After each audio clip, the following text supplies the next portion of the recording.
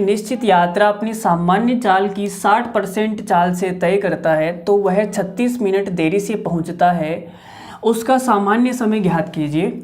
और आप देख सकते हो कि सीजीएल 2022 का सवाल है, बढ़िया सवाल है। चलो करते हैं। तो आपने कहा कि सर वो निश्चित यात्रा जाता है। निश्चित यात्रा का मतलब हो गया कि जो भी डिस्टेंस है वो डिस्टेंस आपकी क्या है, फिक्स है। जब डिस्टेंस आपकी फिक्स होती है तो क्या होता है, स्पीड और टाइम का जो अनुपात है वो एक दूसरे का उल्टा होता है। इतना आपको पता है। देखो भाई, ये बेसिक क्लास नहीं है, जो टाइम स्पीड डिस्टेंस पढ़ चुके हैं उनके लिए ये क्लास है। तो आप बेसिक क्लास, अगर जो भी बेसिक बच्चे हैं उनको बेसिक नहीं आता तो पहले वो बेसिक पढ़ के आए, उसके बाद में इस क्लास में आना, ठीक है। तो आपने कहा सर स्पीड कितनी है, 60%।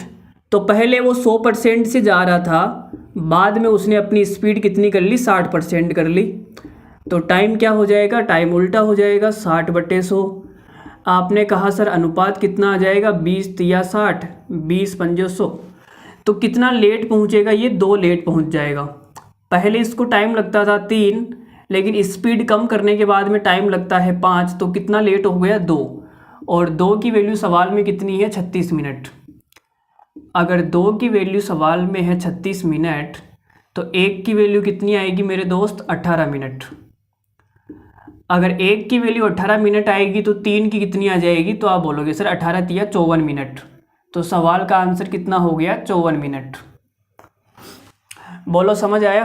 तो ये तो आसान ही सवाल था, ठीक है। शुरू के 2-3 सवाल तो मैं आसान फेंकने वाला हूँ, उसके बाद में देखना आप।